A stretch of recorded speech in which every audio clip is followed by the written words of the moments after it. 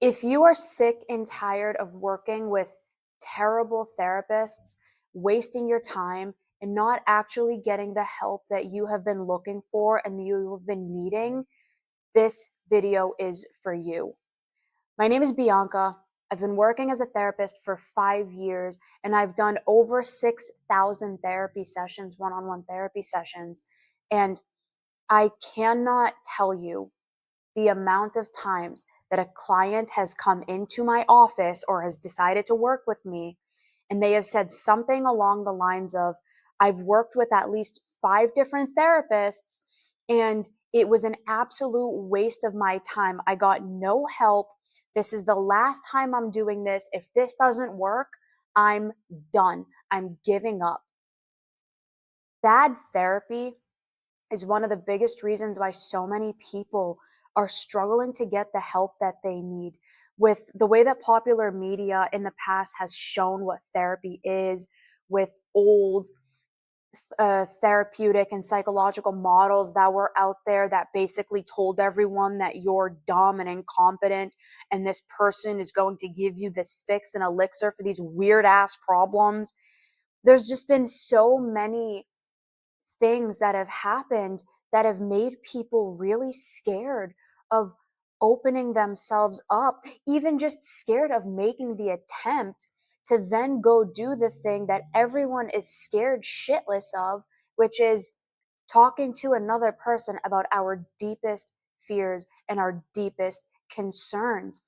And that is why I am making this video for you today. I don't claim to be the best therapist in the world. I don't claim to be, the leading expert, but I have thousands and thousands of therapy sessions under my belt with me iterating and reiterating my therapy and getting direct feedback from the clients that I have worked with and from data on what's out there to understand what people actually need and what's actually going to make your therapy experience the best it can possibly be.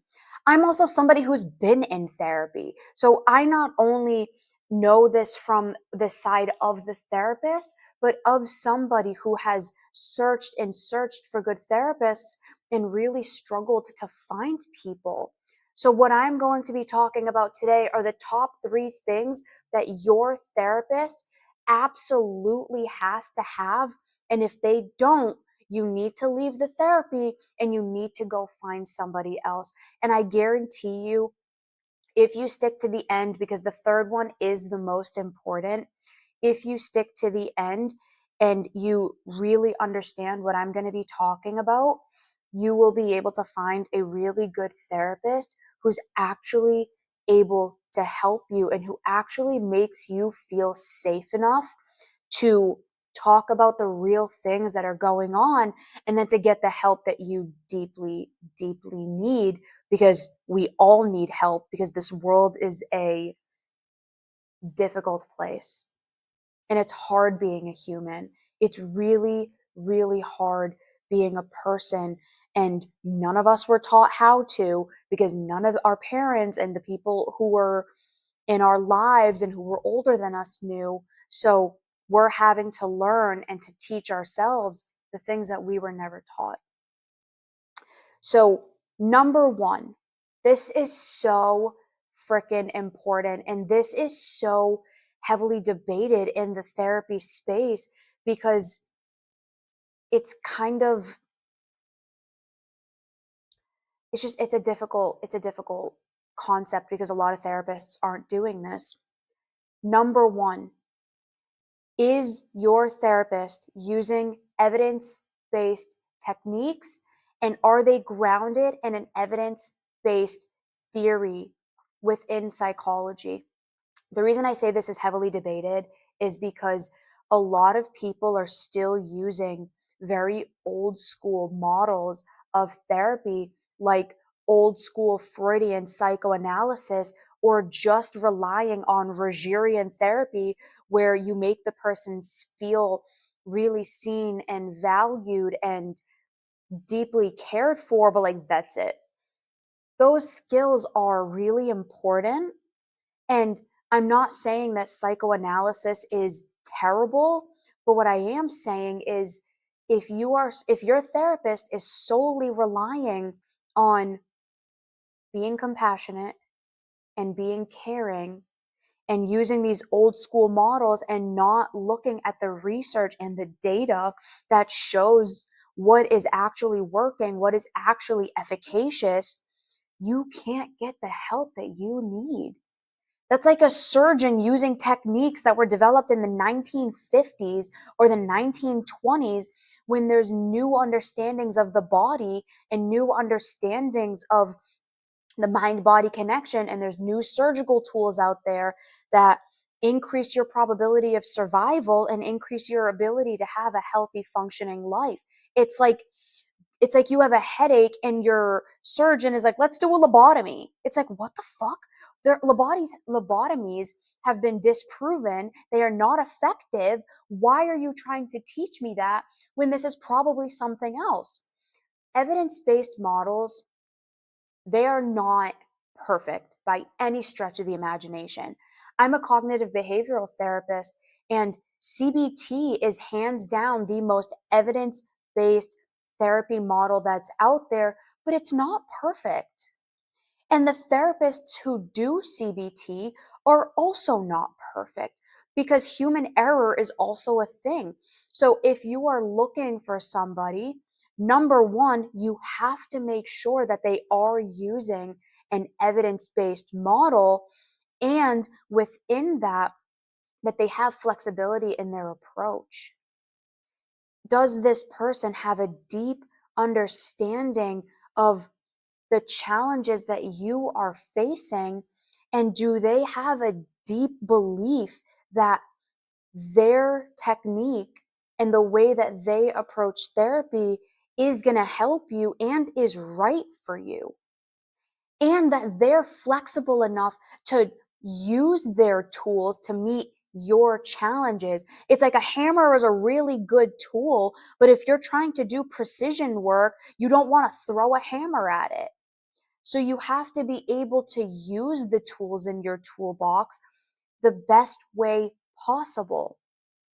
CBT might be phenomenal, but if someone's having severe PTSD and some of the challenges that they're facing isn't appropriate for the way that I like to do things, I have to be a good enough therapist to understand, how can I use this to help this person with the specific challenges that they're facing? What tool in my toolbox is going to be the most effective for this person at this time? That's why, me as a therapist, I don't just rely on CBT. I also make sure that I have enough information on every other therapy model and a lot of the tools and a lot of the techniques, so that I can meet the person where they are and not just stand firm in my beliefs that this is the right way no matter who comes in the door. Because that's stupid. Just because you can do CBT, or just because you can do internal family systems or dialectical behavioral therapy or psychoanalysis or EMDR, it doesn't mean it's the right tool for that person. It has to be the right tool in the right time, at the right way, in the right frequency, and you having the right approach. And not all therapists have that. Not all therapists can do that. Not because they're bad. This isn't to bash people, but this is to understand that not all therapists have that capability and have that competency. And it's not fair to you, the person who's trying to get therapy, to have an ineffective therapist, to work with somebody who's not actually capable of meeting you where you are and actually being able to help you. It's not okay. So, number one, is this person using a recent, up to date, studied, proven, evidence based model? And I just listed a bunch of them off. CBT is phenomenal. CBT is one of them. EMDR is another one. IFS, internal family systems. The Gottman method for couples counseling, or Sue Johnson's emotion focused therapy. There's DBT, dialectical behavioral therapy, for things like borderline personality disorder. there's acceptance and commitment therapy. There's so many mindfulness-based therapies, trauma-focused therapies. There's a lot of very, very high value, evidence-based models. And in tandem with that, what is the flexibility of that therapist and their use of those tools? The amount of clients that have come to me and said the therapist literally just sat there and repeatedly said over and over again, and how does that make you feel? Has made me want to jump through the screen and punch somebody in the face. I'm obviously not going to do it because I am a professional, but it's infuriating. How does that make you feel is not the end all be all question. It is important, but it is not sufficient for real change. If someone's having obsessive compulsive disorder and they can't stop washing their freaking hands, asking them, how does that make you feel, is not going to make them work through the intrusive thoughts that are making them then engage in the compulsory behavior of hand washing. It's important, not sufficient. Number 2, if you have found somebody that is rooted in evidence-based models. Number 2, are they able to communicate what they're trying to teach you in a way that you are capable of understanding? One of the things that makes me, and I'm not saying this because I think this, I have had clients who have told me this. So I'm not tooting my own horn. I have been told this by the clients that I work with, by the human beings who come to me, another human being, to get help. One of the things that they have said that has made one of the biggest differences for them is they feel like I deeply and sincerely understand them, and that I'm able to communicate and explain things to them in a way that makes sense and in a way that makes it feel as though they're capable of actually making change and of doing the things that I am suggesting. A lot of therapists, and let's say that it is one who's using an evidence-based model, because again, I'm not saying everybody's perfect. Let's say that somebody is using an evidence-based model like CBT. I'll shit on my own therapy modality. Let's say that there is a CBT therapist and you go to see them and you check off box number 1. Yes, they are using an evidence-based model. Cool. But if that person is throwing all of this high technical language at you and they're basically trying to show you how significant and competent they are because they know these big words, it's like, good for you. How does that help the person that's sitting in front of you? A therapist has to not only be intelligent and competent in the skills that they know, but number 2, they have to be able to teach you it. Meaning they have to understand you as the person and then be able to communicate what they know in a way that you are going to understand and then be able to actually implement. I could sit here and I can tell you the implications of empiricism and collaborism, or empirical collaboration, and that I'm going to guide you through a 12-week graded exposure to minimize and desensitize you to the triggering stimulants that are resulting in you engaging in maladaptive behavior. What the actual fuck? That means nothing to you. That means nothing to you. But if I were to say, you and I are going to work really hard together, and you and I are going to really show up as a team, and what we're going to do over the next 12 weeks is I'm going to walk you through these really simple and maybe not super easy, but these simple and understandable techniques and these skills for you to be able to feel safe enough in your body and in your mind to get exposure to some of these things that have been really, really hard for you, to feel safe enough in your body to actually do some of these things that you might have been avoiding. Do you see the difference in those? Number 1 is me trying to show you that I know fancy language. And number 2 is I am a human being talking to another human being telling you exactly what's going to happen and not making you feel dumb because you don't know what I know.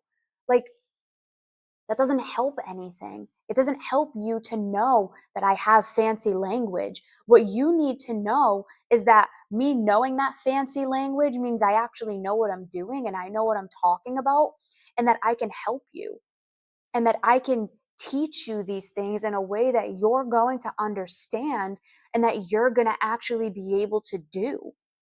So, number two, is this person actually capable of ex- explaining things to you in a way that really makes sense to you, that allow you to feel safe enough to open up and safe enough to really talk about what's going on, and that they're going to actually be able to understand and then give you a roadmap that they can talk to you about and work with you on to be able to get you to the place that you want to go.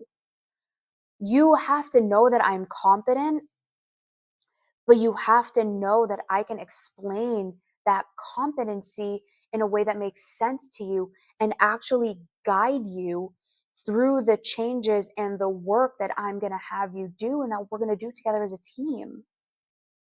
It's not about just what you know. That's table scraps. And that's where number one comes in. Are they based in evidence based models? Are they actually doing effective work? Do they know what the hell they are talking about? If not, that's just right off the bat, go in another direction. But number two is, can they talk to you about it? Do you get it? Do you understand it? Does it make sense to you?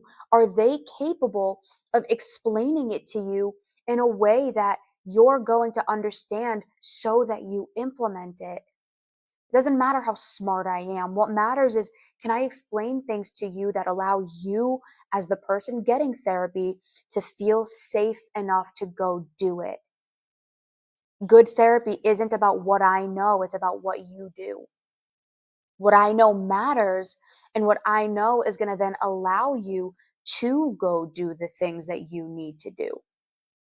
So, this person, this therapist, if they are actually good and if they are actually competent, they're going to be able to explain what they know to you in a way and teach you to be able to do the things that they know. It's so important. The amount of clients that I have also seen that have told me that they couldn't understand the therapist at all. It made no sense to them. They felt like they were just running in circles, has been significantly alarming. And then when they come to me, they're like, this actually makes so much sense. You're explaining it in a way that I really understand why I'm doing what I'm doing and why I've had the feelings that I've had. And I actually feel like you're able to teach me how to get out of it. And that's what made my therapy experience so important. I've worked with therapists before that they were just regurgitating the same thing over and over again. And I'm like, you're not helping. You're not helping. You're not teaching me anything. We're just talking in circles, and you're using these big words that aren't actually doing anything for me and teaching me how to make real sustainable change to how I feel in my life and the way that I'm showing up. This is where number three comes in, and it is so, so important. And I might get a lot of hate for saying this, but I can only say this, and this is the most important one. So if you've stuck this far, good for you, because this is, I really believe, the most important.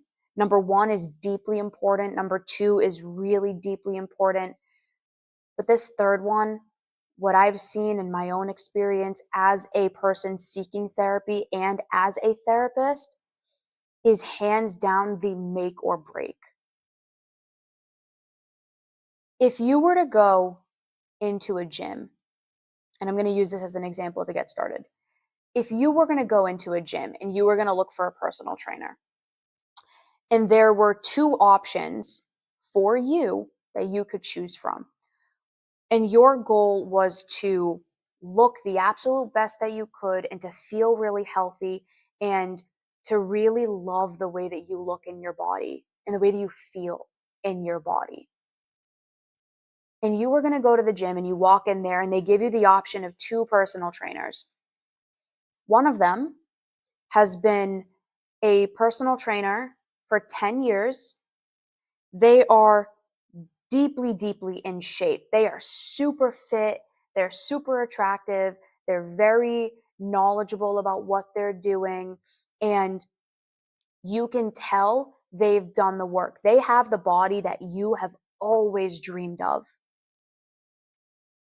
Number two is somebody who has the same credentials. They also have 10 years of experience, but they're overweight. They look like they haven't really worked out, and they look like, yeah, they might know, but they haven't actually done it. Which one are you going to want to work with? Obviously the first one. Obviously the first one. Why? Because in your gut and in your heart, you know that they've experienced it too. You know that they know what it's like to work really hard for the outcome, and they're going to actually be able to help you when you're struggling so hard, when you're struggling, when you're in the thick of it, when you're waking up at 5 a.m. to go to the gym and you're like, oh my God, I don't want to do this. With therapy, it's the exact same thing.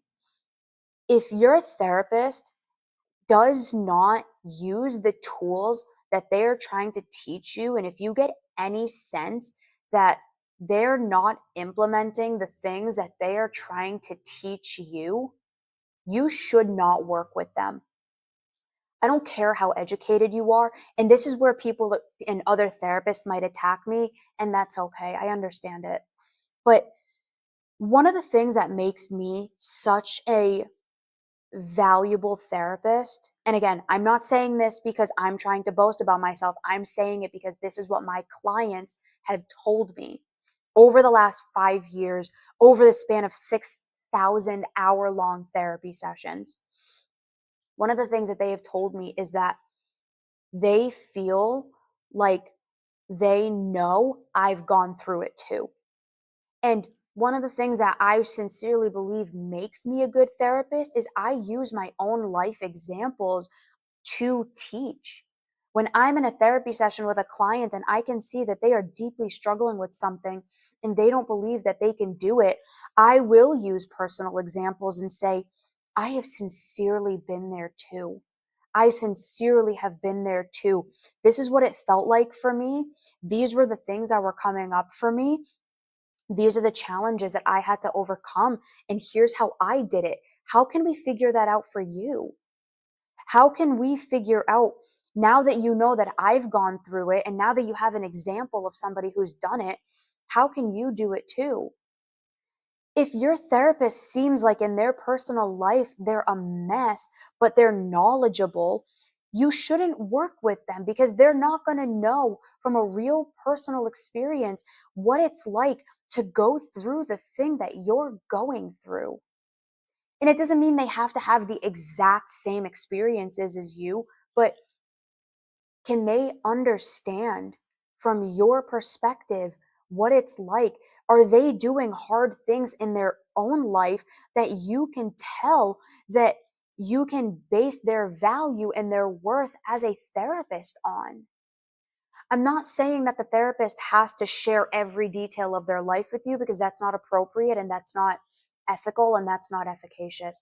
What I am saying is, can you, as the person seeking out therapy, tell in your heart of hearts that this person does the work, that they practice what they teach, that not preach, they practice what they teach, that they in their own life, on their own accord, are doing the things that they are telling you to do. I have verbatim told clients, I will never teach you something that I have not mastered or that I would not do if the circumstances presented themselves to me.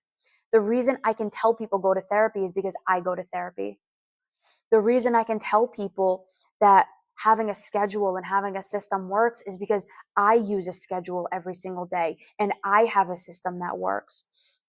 And maybe I share a little too much with clients, but that's my choice. And it has helped them to make changes in their lives that they never thought were possible because they knew that in my personal life, I am doing the hard things that are allowing me to have changes and positive outcomes. And that helps them believe that they can do it too, because I also have one and two. I use highly evidence based models, and I will be able to teach things in a way that makes sense to them. And I also have number three, I embody everything that I teach. If you are not embodying the things that you are teaching, you are unethical. You are an unethical therapist. You are an unethical practitioner. You cannot tell your clients, try to overcome your drinking problem when you can't go to sleep at night without having a glass of wine. You can't teach your clients the importance of not always seeking out comfort when you're scrolling on TikTok all the time in between sessions, or you're binge watching TV shows at night and you can't get out of your own way. Why should they believe you? Why should they listen to you? It doesn't matter how educated you are. It doesn't matter how much you know. There's enough intellects out there in the world. And yes, intellect is important, but it's table scraps. You have to have that in order to be in your job. But you also have to live what you are trying to teach other people to do. And if you are not doing that, you shouldn't be in the practice. Go do research, go do something else. But you cannot sit there in front of another person and tell them to do something that you won't do. I have mental health challenges. I've been in therapy. Everybody has mental health challenges. That's nothing new. Everybody has struggles. The thing that has made me a really phenomenal therapist, and again, I'm not saying this because I think it, I'm saying it because this is what I've been told, is because people that come to work with me sincerely know that I do the work. I will do anything I tell you to do. I probably already have. And if I haven't, I will outright say it. And I'll say, listen, I haven't had to do that.